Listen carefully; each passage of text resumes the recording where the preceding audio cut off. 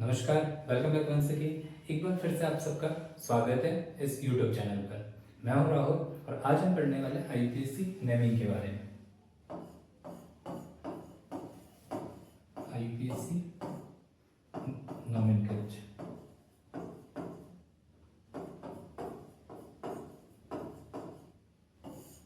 ठीक है, अब ये नोमेनक्लेचर करें किसका? क्योंकि सबसे पहली बात तो यही है कि करें किसका, तो हम किसका करेंगे? ऑर्गेनिक कंपाउंड्स का। Organic compounds. अब ये ऑर्गेनिक कंपाउंड्स क्या होते हैं? ये कार्बन और इसके डेरिवेटिव्स एंड इट्स डेरिवेटिव्स, इसके जो भी थे क्या है? डेरिवेटिव्स, व्युत्पन्न यौगिक है, इससे मिलकर बने हैं, उनके क्या करते हैं? एक तरह से नामकरण, या फिर हम ऐसा भी बोल सकते हैं हाइड्रोकार्बन। इसका हम करेंगे नामकरण हाइड्रोकार्बन। ठीक है, हाइड्रोकार्बन का हम क्या करेंगे? नामकरण।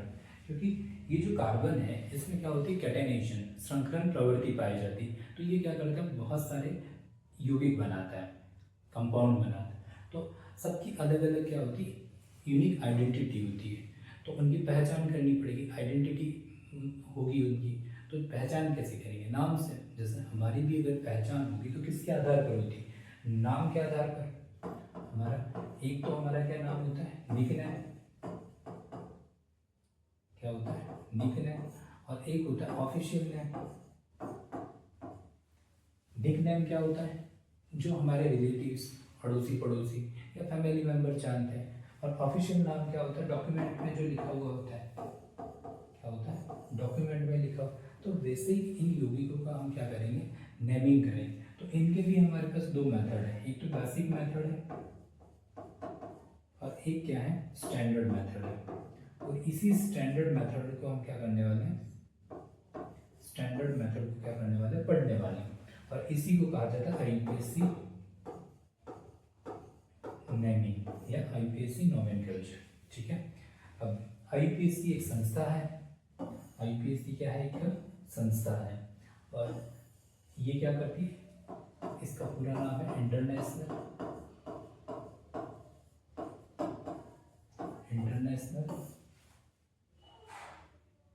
Union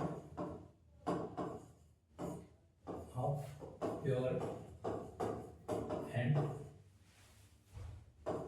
applied chemistry. ठीक है, ये संस्था का क्या नाम है? कंप्लीट नाम है, पूरा नाम। ठीक है, तो ये एक तरह से रूल्स देती है या नियम बनाती है और इसी के आधार पर इनका क्या होगा? नामकरण होगा। ठीक है, तो चलो देखते हैं किस तरह से ये नामकरण करेगी आईपीएससी नेमिंग।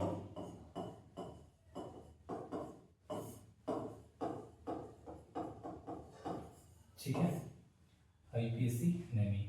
तो इसके लिए एक हमारे पास ये फार्मूला हमें प्रोवाइड करती है, एक फार्मूला बना देती है।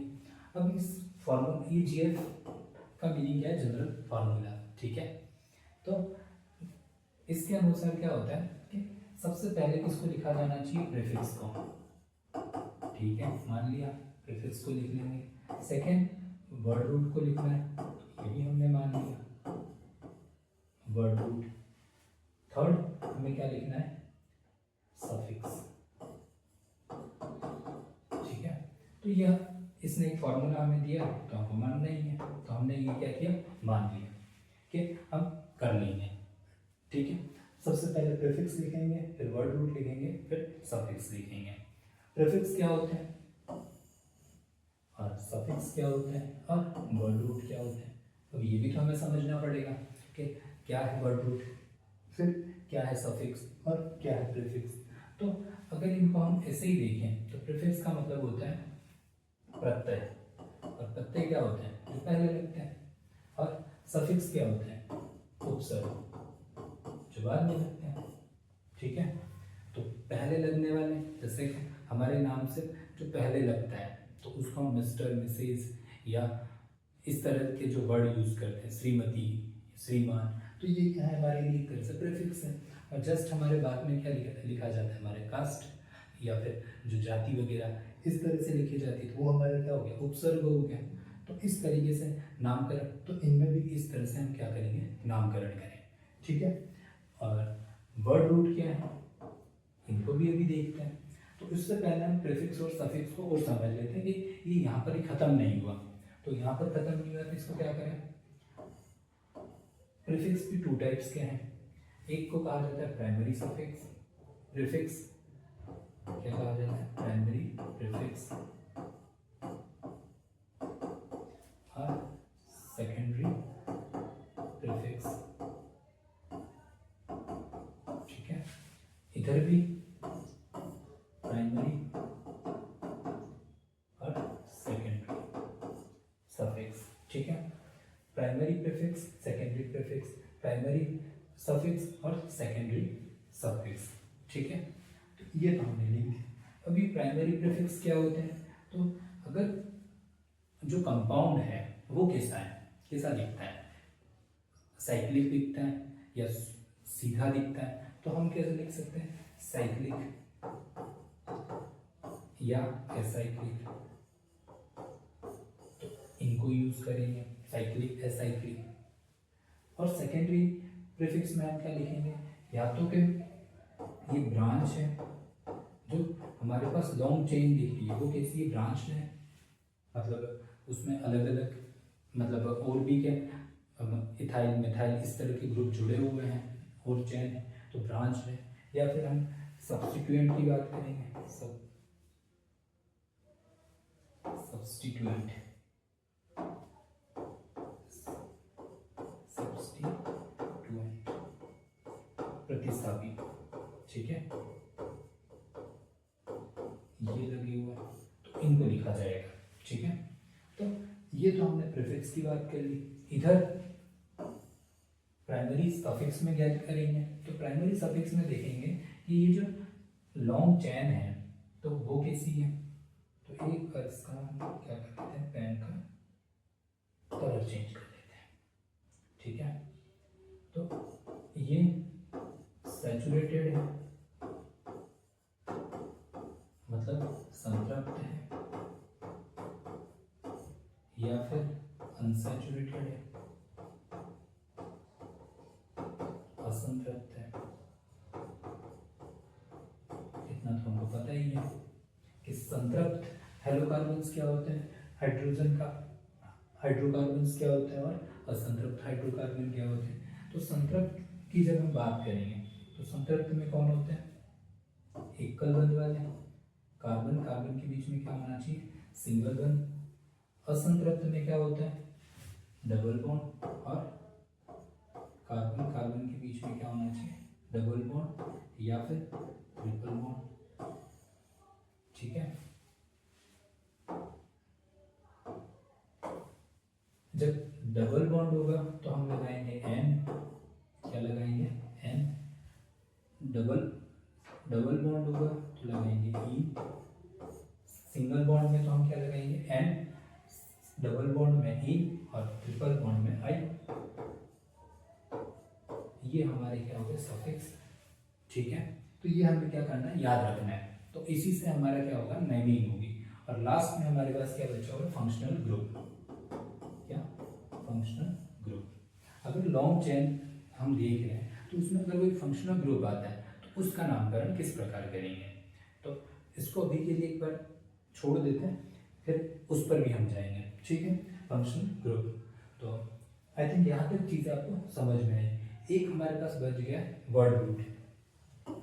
वर्ड रूट, तो वर्ड रूट क्या होता है, तो जैसे एक कार्बन है, दो कार्बन, 3, 4, 5, 6, 7, 8, 9 और 10।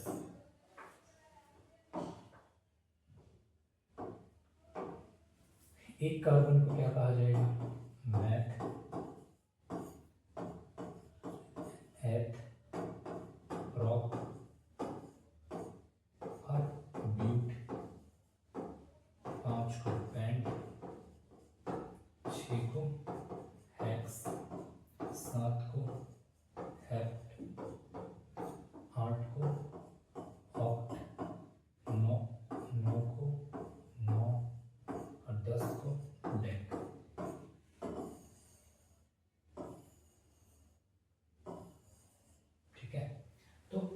ये हमारा क्या हो गया, फॉर्मूला हो गया, और उसको लगभग हमने क्या कर दिया, एक तरह से एक्सप्लेन कर लिया। तो जिससे भी इसका स्क्रीनशॉट चाहिए तो एक बार देख लें और इसका स्क्रीनशॉट ले लें। तो ये अब अप्लाई करके हम क्या करेंगे, सबकी नेमिंग करेंगे, ठीक है। अब कुछ कंपाउंड लिख देते हैं, CH3 CH3।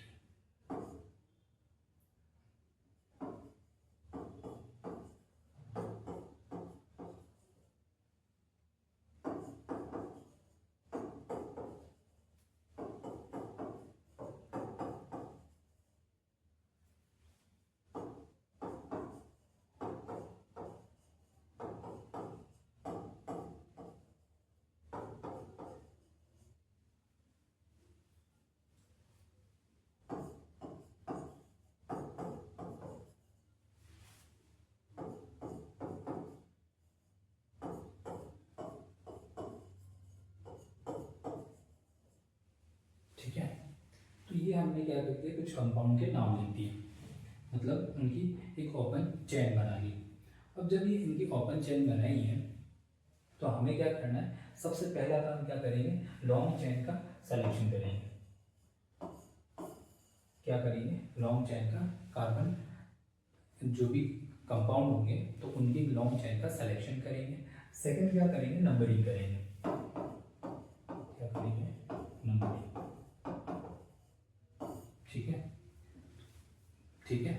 और थर्ड क्या करेंगे, जो भी इस पे सब्स्टिट्यूट लगेंगे उनको कैलकुलेट कर लेंगे, एक लगाए, दो लगाए, तो डाई ट्राई इस तरह से नाम दे देंगे, ठीक है।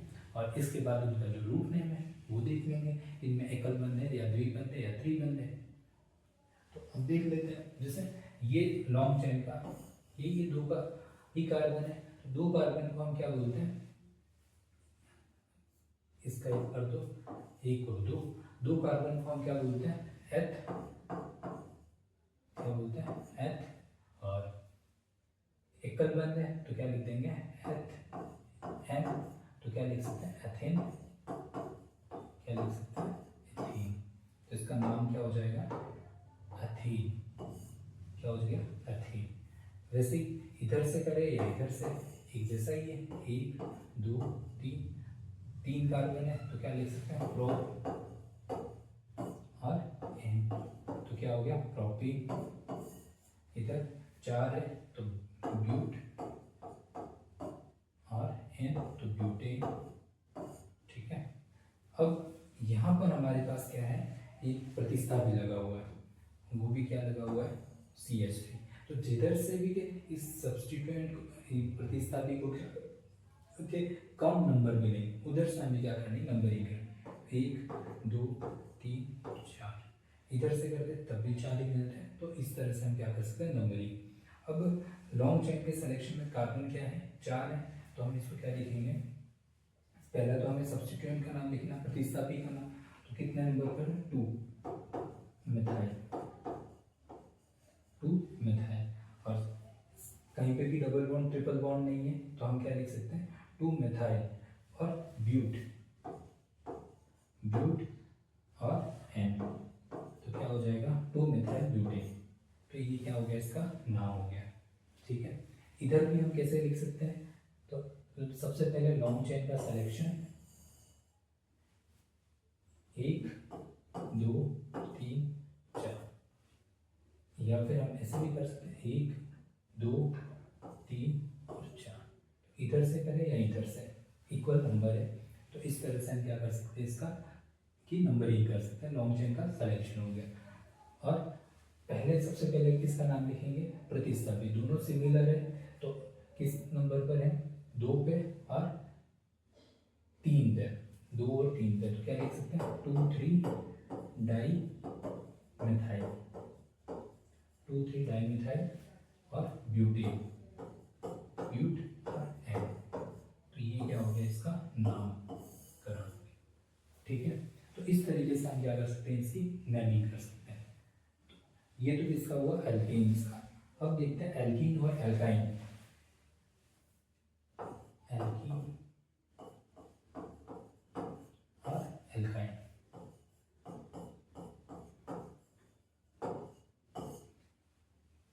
जब हम एल्कीन का नामकरण करेंगे तो हमें क्या देखना पड़ेगा, डबल बॉन्ड, और एल्काइन में ट्रिपल बॉन्ड। लॉन्ग चेन का सिलेक्शन होगा और उनमें फिर ये चेक करेंगे कि इसमें डबल बॉन्ड प्रेजेंट है या ट्रिपल बॉन्ड प्रेजेंट है। अगर डबल बॉन्ड प्रेजेंट है तो हम क्या लिखेंगे कि पीछे क्या लगा देंगे, इन, और ट्रिपल बॉन्ड प्रेजेंट होगा तो आई।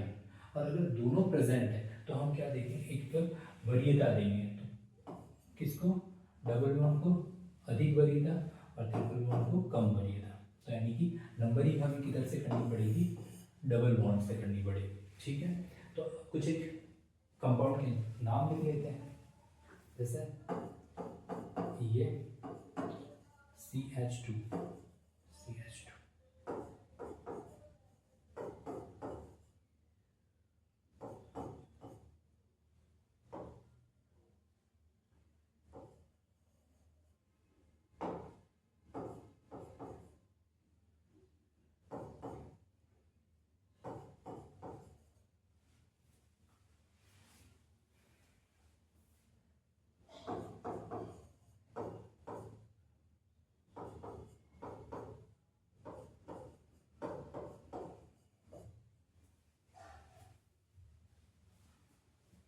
इधर भी